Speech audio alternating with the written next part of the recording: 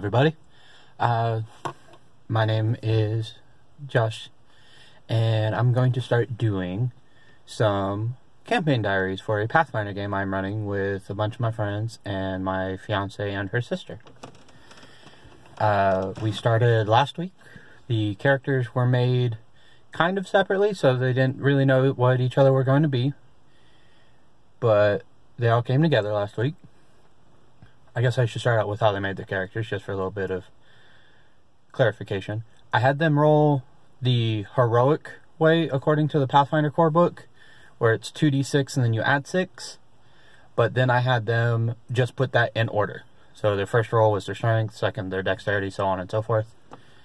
And it was really fun, because for my friends, it was kind of a thing of, oh, okay, I haven't really played a whole bunch of any one particular class, so I'm going to try out this one, or I'm going to try out this one. Oh, well, I have a high stat here. That would make a good cleric, for example. I think I'll try that. But for my fiance, who has played a lot of role-playing games, she played a lot of 5e with me. We played a lot of 3.5, Pathfinder. We even played a game called Tefra, which I'm fairly certain almost no one knows about. She got completely different stats from what she normally gets. She had a 18 in her strength and a 11 in her dexterity, which is normally the other way around for her, because she normally plays rogues or rangers, but she is playing a druid this time with a ridiculous strength, which is great because she's also a gnome and the strongest party member. So this teeny tiny little gnome can carry about twice as much as the big buff human paladin, who my friend Dan is playing. His wife is playing a rogue. My sister-in-law is playing a wizard, which is pretty fun because her intelligence is a 12. So she can't really cast that many spells right now. Then again, she only has to have an 11 intelligence to cast first level spells, so she's good for the moment. This is also her first time playing any kind of RPG whatsoever. So, other than like Diablo. So it's going to be really fun for her. The best part about it for me was I've kind of been taking the Matt Colville approach, which I will try to link to in the description below the video, to his channel at least. Go check him out if you haven't. Where I am setting up a world and I'm just going to let it play out by itself unless the players interact with it. I like that idea. A lot of the worlds I've played in and run have been kind of the opposite approach that he talks about in one of his videos, where the world is basically mined from us and we decide what's happening in the world and how we interact with it. So that's really fun. But on to the actual diary part of this, not just the backstory.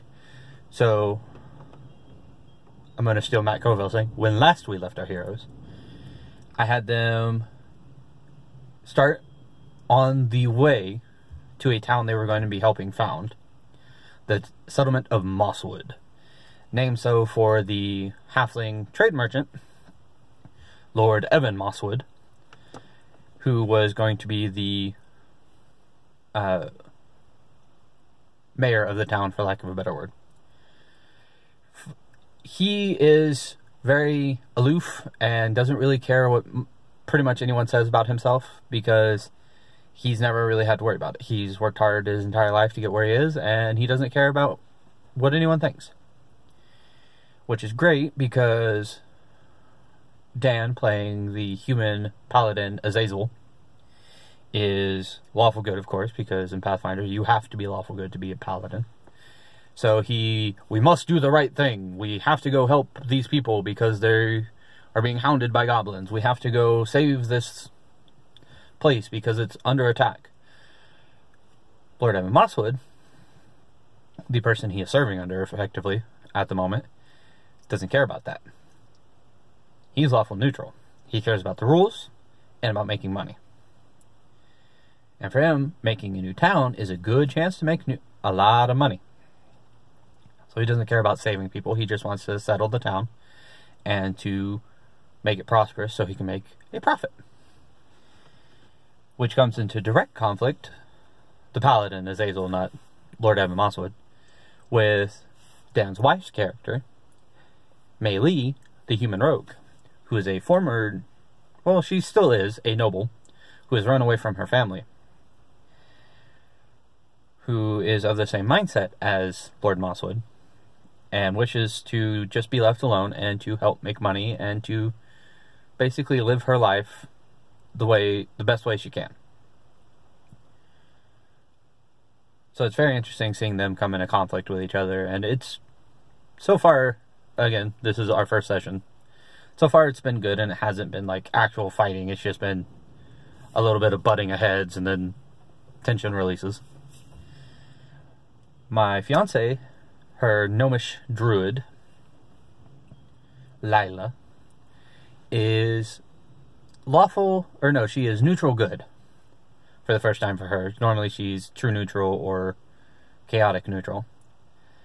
And so she's having an interesting time trying to figure out how to not really care about the rules of law versus chaos, but still try to strive to be a good person. Which I feel like a lot of people are, like, lawful good or neutral good at least. They follow the rules and want for the betterment of everyone, or at the very least just want for the betterment of everyone, even if that means breaking a few rules. So she's kind of been the voice of reason between the two of them, and really the deciding vote.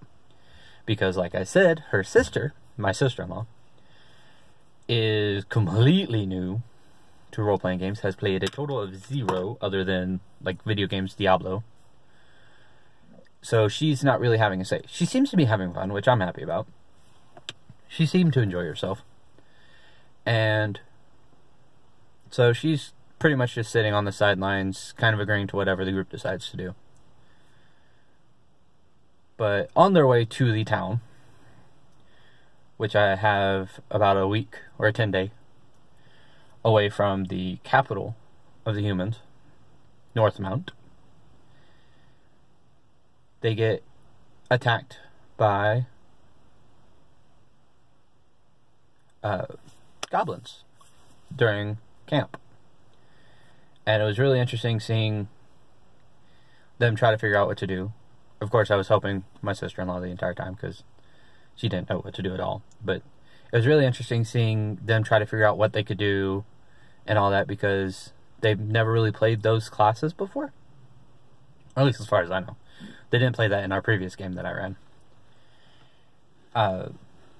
It was also really interesting watching them realize that at level 1 in Pathfinder, while you may have a higher AC than you do in 5th edition Dungeons & Dragons, for example, the Paladin has a 20 and the Druid has a 18 AC,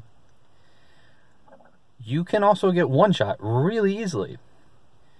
One of the goblins, the Goblin Shaman, managed to hit the Druid's animal companion for over half of its health with one hit that wasn't a crit.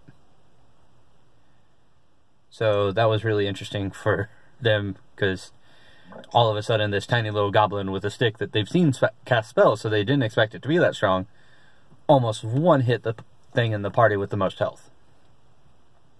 But they managed to get through that, and I had a priest in the company so they could get healed if they had any injuries, because they don't actually have a fully fledged healer.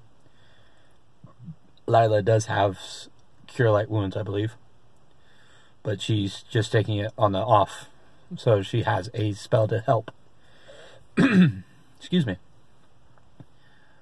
But they managed to get through, and everything was okay. And then the next couple of days pass uneventfully, and they get to the town. And I asked them what they want to do, and Mei Lee decided to lounge about with the wizard, Lily, and they made flower crowns, and it was very cute. My lovely druid decided to help the builders, since she was the strongest party member, build the houses, and everyone got a chuckle at the idea of the 3'3" gnome picking up pieces of wood that were bigger than the 5 to 6 feet tall human men. And the paladin spent the time polishing and sharpening the swords that they looted from the goblins, so that they had weapons for the builders in case they got attacked again. I then had them roll to see if anything happened that night during encampment, and nothing did. But then the next day I had them receive letters, one of which was a letter I wrote for the paladin from his estranged brother, who is a half-orc, and the other one was a scroll for the druid. The druid scroll was just her father asking how she was and everything. The letter from the brother, however, which I will again try to link in the description down below, was a taunt, because the brother never really liked the paladin and they never got along very well. So I'm trying to poke at the paladin and see if he gets angry enough to try to go find him, or convince the party to try to go find him.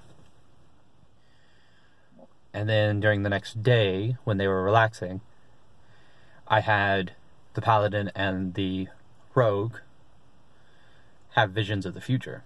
And I'm going to try to get the next ones, the druid and the wizard, to have the visions in the next session.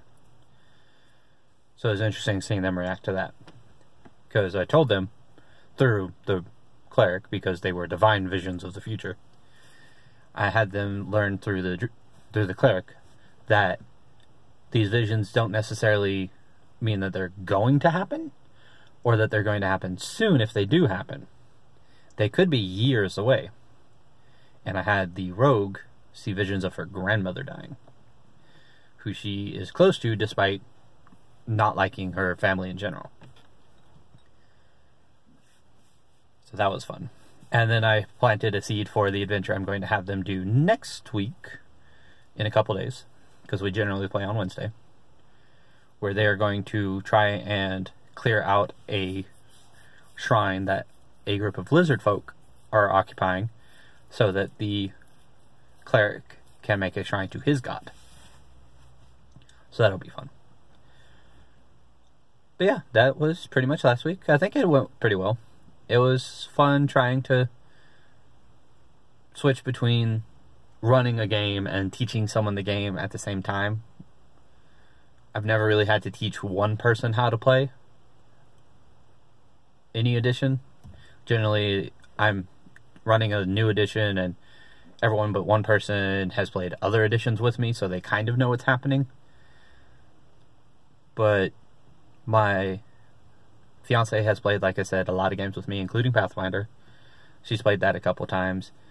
My friend Dan and his wife have kind of played Pathfinder. Apparently their old DM played 3.5 with some Pathfinder rules and variants in it, so they kind of know what's happening. But my sister-in-law has no idea what's going on, so it's been really fun. But yeah, that was this week's Campaign Diary. Issue 1. I will try my best to remember to do this at some point next week for next week's game. And I'll try to make this at least a weekly thing, and maybe upload some other content to the video as well, since this is a brand new channel, effectively. And I'd like to start doing... I kind of want to start doing a pathfinding for dummies equivalent series, where I kind of start explaining the rules of Pathfinder and relearning them with y'all. Figure that'd be fun. But so far, this is Campaign Diary Issue 1, like I said. Issue 2 should come out next week. I'll try to remember to record and upload it around the same time, so it's kind of consistent. Should be within a day or two of this one. So Friday to Sunday, somewhere in that range, the weekend. But I will see y'all next time. Y'all have fun.